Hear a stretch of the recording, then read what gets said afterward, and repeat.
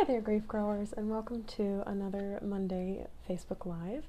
I am coming to you slightly sunburned and fresh off the beach and just excited to be here with you today.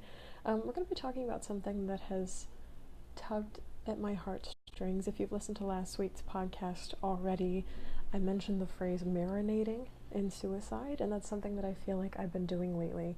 Especially with the celebrity coverage of the death of Kate Spade as well as Anthony Bourdain. And my roommate and I have actually picked up watching Parts Unknown, which is very, very cool to me, but also another layer of sad just to see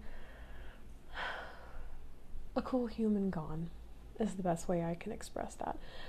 So today I want to talk about kind of a lot of the blocks that have been coming up for me in relation to suicide, and I think blocks that other people can relate to in regards to people taking their own lives, because it's grief, but it's a different kind of grief than, cancer, a heart attack, a freak accident, a miscarriage, loss of a job, loss of a pet. It's a different kind of grief that I think a lot of us have trouble fully wrapping our heads around. So I really wanted to get into that today. And what's kind of shocking and troubling for me that a lot of people chose to point out last week is that in addition to the deaths of Kate Spade and Anthony Bourdain, in a week we lose about 8,000 people to suicide. These are people that choose to take their own lives, make a decision to end their life, and it actually succeeds. And it's just something that's still surrounded by a lot of shame and a lot of hush-hush and a lot of how could their lives look so great on the outside. Just a lot of not comprehending, not understanding, even from my own standpoint as somebody who works in the grief field, as somebody who lives in the grief field quite a bit of the time. So just wanted to open up this conversation today. I think suicide is different from other losses because of the one deciding factor, and that is there's a choice to die involved. We look at the things I mentioned earlier, like heart attacks, cancer, freak accidents, miscarriages, those loss of a pet, loss of a job, and to an extent, and to a great deal, in a lot of those, there's no choice involved. There's no choice as to what you get diagnosed with. There's no choice as to what you die from, when you die from it, how you die, the process in which you go. But with suicide, it comes back to ourselves. It comes back to personal control over the manner in which you die. And there's medically assisted suicide in other countries that you have to go through lots of paperwork for. But I'm talking about these tragic suicides, the ones that are unplanned, unexpected for the rest of us. And it's unlike other griefs because there is this choice in it. And I think what needs to happen, this is kind of a block that's set in for me, is that we need to unblock the lack of normalcy around this idea of wanting to die. I think that a lot of people who are suicidal, and I may be speaking out of turn, so someone please advise if I am, but I think a lot of suicidal people feel alone in not wanting to be here anymore. I think it's really easy, especially in the age of social media, to look around and see other people's lives and to see other people getting along and to see other people's exteriors and think, oh, they all still want to be on this planet. They all still want to be a part of this. But when it comes to suicide, it's this active decision to not participate, to not be on the planet with us anymore. And it's not just social media. There's a whole slew of things, including, mental health and the conversation about suicide and what have you. But I think we all need to share our stories of darkness, of not wanting to be on this planet anymore. If you listen to the podcast this week, I shared 3 different times in my life when I wanted to die. And I don't think that I've ever publicly shared those before. And granted, wanting to die is different from suicide, but expressing that desire to no longer be on this planet anymore, to want to sink into the earth, to not see another tomorrow, to not wake up, to not come back, to not, carry on, to not pick up whatever I'm mentally dealing with and to move on with my days. These were realities at 3 different points in my life, and 3 might sound a lot to you, and 3 might sound like nothing to you. It depends on your experience, but I think we all need to be having these conversations more of moments in our lives when we wanted to die, because it happens for everyone. There are moments for all of us in our entire lives when we do not want to be on this planet anymore. we think, I mean, in the first instance for me, I remember I was in my freshman or my sophomore year in college, and I'd come out of the closet in rural North Carolina to a family that was not receptive. And my mom actually asked me not to complete suicide. She looked me in the eye and she said, please do not commit suicide over this, because she had heard stories. I'm sure everybody's heard of stories of people being killed over their queerness and people completing suicide because they weren't accepted by their families. And she didn't want that life for me. So the air of it was, we don't accept you, but don't kill yourself over this. And so that was kind of an instance where the pain of not being accepted was so great, and the desire to take some sort of like spiteful revenge on my family, a spiteful revenge, was really strong. And I wanted to do it not only to prove a point, but because I couldn't handle not being seen for everything that I truly was, that I was bringing to the table. The second time in my life that I wanted to die was when my mom actually died, and that's because I felt like I could not be a big enough container for the pain that the universe was dealing me. I didn't think at 21 years old that I could handle the death of my mom. I thought literally, sometimes I'd go to sleep at night and just wish that my heart would stop too. I wish that I would stop breathing. I wish that I would just die in my sleep and not wake up the next day. Because I was finishing my last semester of college and doing a thesis and working 3 jobs, and I had just broken up with the person I thought was the love of my life, and I had a lot to do, and it was overwhelming, and I felt like nobody my age could really relate, and that was really hard. And there were times, my mom was so much a part of me. For everything that she said when I came out of the closet, she was still so much a part of me, and losing her, I was like, I cannot possibly hold all of this. I want to die. And then the last time that I wanted to die was more recently. It was last year when my fiance at the time, she told me that she didn't want to be with me anymore, and then in her breaking up was very cruel and became a person that I didn't know, and my heart broke over it a lot. And then, just like my mom, she was a huge part of who I was, and I lost all these future hopes and dreams and expectations that we had planned together. And there was a day when I came home and I just shut the door and I wailed and I cried and I banged on my walls so hard that the police showed up because they thought that I was hurting somebody else. And in that moment I was like, I wish I was dead. Because, again, this level of pain, this onslaught of emotion, I didn't think I could be a container for it. I didn't think I was capable of that. The interesting thing, though, about these 3 scenarios that I share, and I go into more detail about them on the podcast, is that these circumstances were all outside of me. Coming out of the closet, my mom's death, me being broken up with in an engagement form, and you can complete suicide for external reasons, absolutely. But I think what society is failing to acknowledge, or we're just now starting to turn into and see, is that these thoughts of wanting to die are not based on external factors. These articles of why do people who have everything complete suicide, why is celebrity suicide so common? They have all the money and the cars and the acting contracts and girlfriends and in everything in the world, and our mental health, our well-being, our desire to want to be on this planet is not based on how much we have. It's not based on external attributes. It's not based on how many kids we have, or how many followers we have, or how much money, or whether our handbags have hit designer levels in New York City. It's not. It can be in some circumstances, but for the most part, suicide is an internal battle that's being fought head, heart. And Glennon Doyle Melton, and I shared this in the podcast this week as well, wrote a beautiful piece about how there's some of us, more of us than we think there are, that live with a monster in our head. She refers to it as a monster. I don't know if I would use that verbiage. But she said that there's a monster inside all of us that can get us too.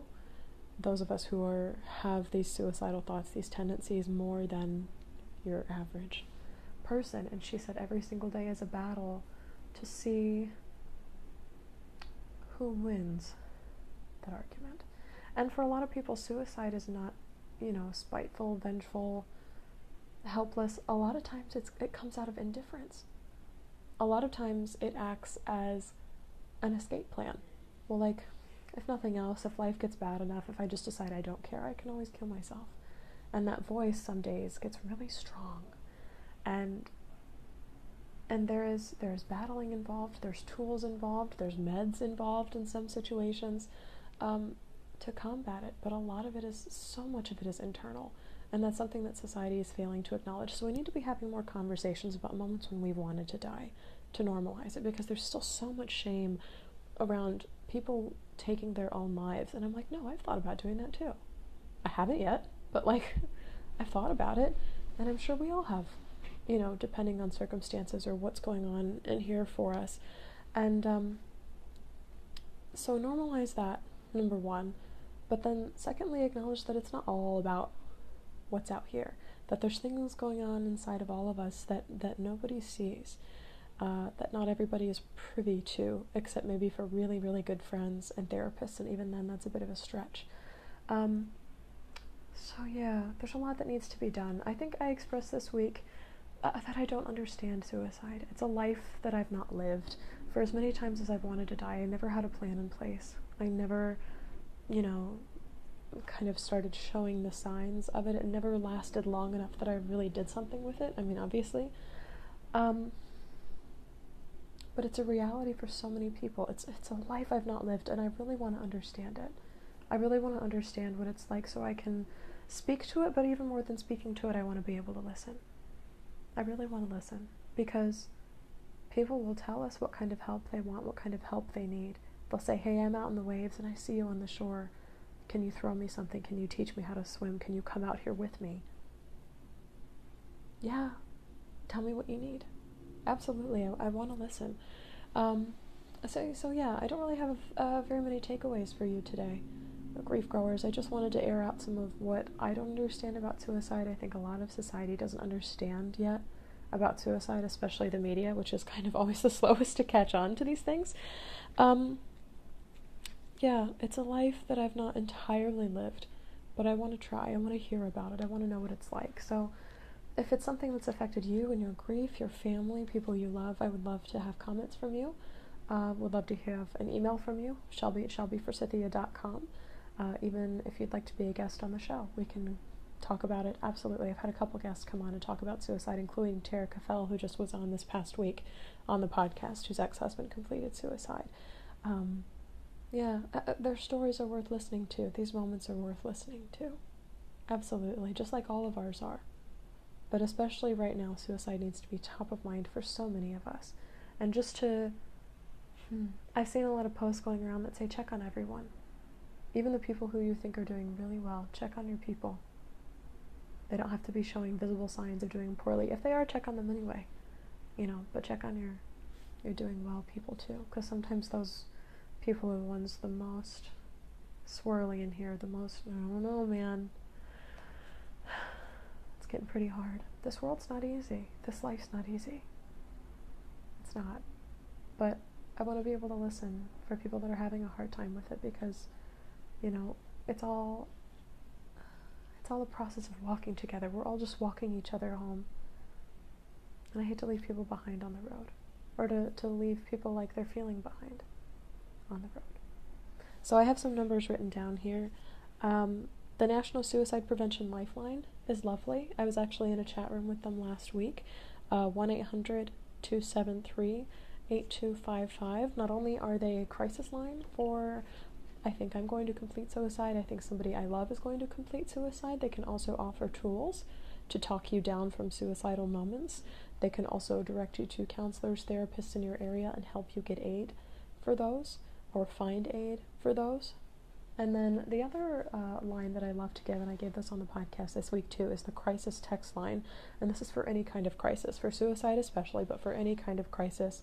I have used this in my own world when things have gotten really hard, because sometimes you just need somebody out there to be listening and acknowledging that that's what your day looks like today, that's what your heart looks like today, that's what you've just been through.